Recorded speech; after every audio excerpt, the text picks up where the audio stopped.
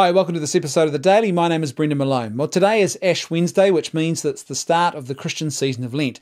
Now, those who don't know what Lent is the period, the 40 days leading up to the celebration of Easter. And the whole idea behind Lent is it's about simplification, stripping back and making sacrifices in order to refocus our attention more intently back on God, and in particular on his act of saving love that happens at Easter time. We remember the act of Christ on the cross at Calvary.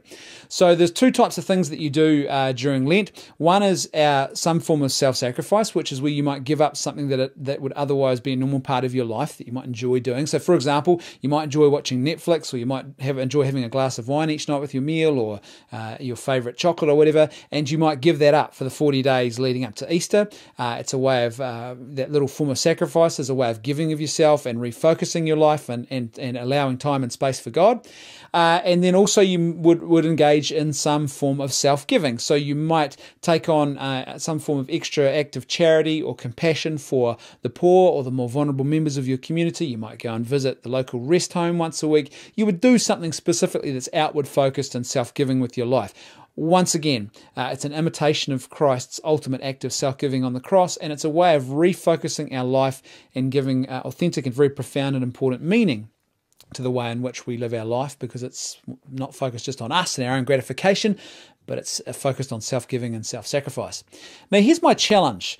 I challenge and encourage you, even if you are not a Christian, even if you have no faith whatsoever, you might be an agnostic or an atheist, I challenge and encourage you to actually participate in Lent this year, because you might find that it's actually really beneficial for you, even if you take out the faith component. Now, I would say the faith component is what gives Lent its true meaning and depth, but even if you were to put aside the faith component of Lent and simply participate in acts of self-sacrifice, so give something up for the next 40 days, and acts of self-giving, going out of your way each day or each week to give of yourself in some way for the people in your community who are in need, then I guarantee you that you will come to the end of this 40-day period of Lent and you will be better for having done this.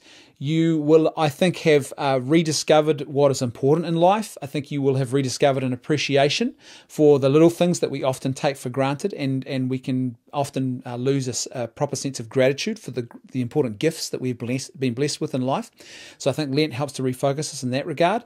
And I think it will also, the whole act of self-giving, the participation in those acts of self-giving will help you to just reorientate your life as a person in a way that is truly more profound and more meaningful. You see, it's only really in giving of ourselves that we actually find ourselves and we find true meaning and purpose. You don't find meaning and purpose by living a self-centered, self-gratifying lifestyle. So Lent is the perfect opportunity to reorientate yourself as a person on acts of self-giving, and in doing that, I think you will discover a deeper and more profound way of living life. And here's the extra little challenge on the end.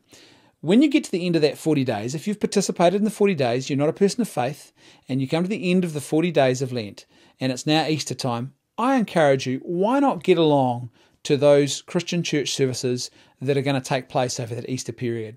You might be really blessed to discover just how relevant they are and how much they tie into this period of time that you've just spent, maybe fasting from something you really love, or engaged in acts of self-sacrifice. And you might be really astounded and really touched, I think, and moved by the way in which that Easter, Christian service at Easter, all of a sudden takes on a whole new and profound meaning and a whole new depth that you never even realized was there before. Thanks for watching. I'll see you tomorrow on The Daily.